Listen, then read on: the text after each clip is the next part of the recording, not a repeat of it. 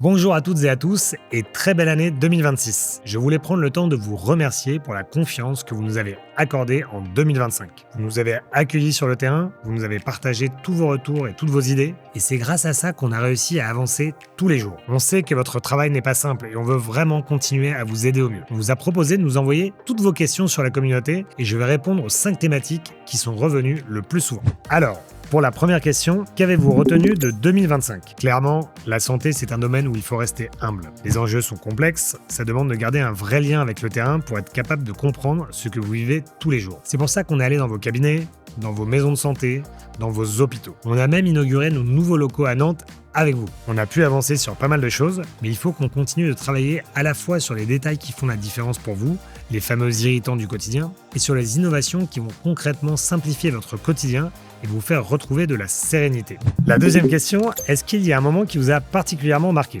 Récemment, j'ai un soignant qui m'a dit « Je n'utilise pas votre logiciel ». Mais à force d'entendre mes confrères me dire que c'est la première fois qu'ils aiment leur logiciel, ça m'a rendu assez curieux et ça m'a donné envie de le tester. On sait qu'on n'est pas parfait et qu'on a plein de choses à améliorer. Mais ça fait plaisir et c'est exactement ce genre de retour qui nous rappelle pourquoi on se lève le matin. Quand on entend que nos outils vous permettent de gagner du temps, de retrouver de la qualité dans la relation avec vos patients, d'alléger votre charge mentale, alors on se dit que notre travail a du sens. La troisième question, est-ce que nos critiques vous font avancer ? Quand on vous rencontre, vous nous demandez souvent « Ok, vous innovez, c'est super, mais qu'en est-il des fonctionnalités que j'attends pour ma profession ?» Ou bien « Quand est-ce que vous allez résoudre les irritants qu'on vous a fait remonter ?» Le vrai défi, c'est la priorisation. On reçoit des centaines de demandes chaque jour de toutes les professions. Certains veulent plus d'innovation, d'autres plus de stabilité. Et c'est vrai que dans la santé et les nouvelles technologies, ce qui paraît simple prend souvent des mois. Par exemple, on nous demande souvent un logiciel par profession. C'est complètement légitime et c'est notre objectif in fine. Mais ça doit se faire par étapes sans casser ce qui fonctionne déjà. Cette critique nous pousse justement à trouver le bon équilibre entre 3 priorités qui sont la maintenance, c'est-à-dire garder la lumière allumée, assurer la stabilité, la sécurité, l'amélioration continue, c'est-à-dire corriger les irritants, améliorer votre satisfaction quotidienne, et enfin l'innovation, développer de nouvelles fonctionnalités comme celle avec l'IA ou l'interopérabilité avancée. Quatrième question, comment allez-vous concrètement nous aider en 2026 ? Notre mission, elle reste la même. On veut faciliter votre quotidien et améliorer la vie des patients. On a entendu tous vos retours et on veut travailler sur plusieurs sujets en profondeur. Tout d'abord sur les doublons.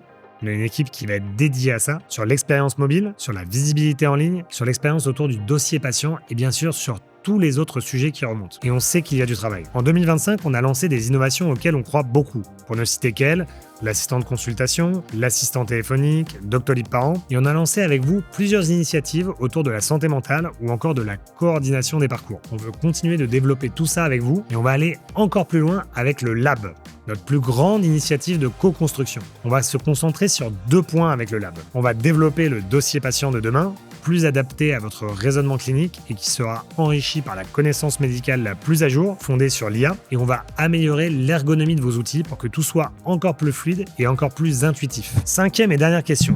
Comment puis-je contribuer à mon niveau ? Il y a plein de manières de faire remonter vos retours et de collaborer avec nous. Écrire sur la communauté pour partager vos retours et vos idées sur vos outils. On vient de lancer une toute nouvelle version de ce forum. Elle est plus intuitive, mieux organisée et pensée pour que vos retours remontent plus facilement aux équipes. En 2e opportunité, vous pouvez participer au programme Pionnier. Si vous avez envie de collaborer avec nous plus en direct, déjà plus de 600 soignants font partie de ce réseau. Et en dernier lieu, rejoindre le Lab, le projet de co-construction dont je vous parlais. Et ça se passera sur la communauté. Je vous souhaite à nouveau une très belle année 2026. Qu'elle vous apporte de la sérénité, des moments pour souffler et de la joie au quotidien. Pour vous comme pour vos patients. Merci encore pour tout ce que vous faites chaque jour. J'ai vraiment hâte de partager cette année avec vous. Prenez soin de vous et de ceux qui vous sont chers.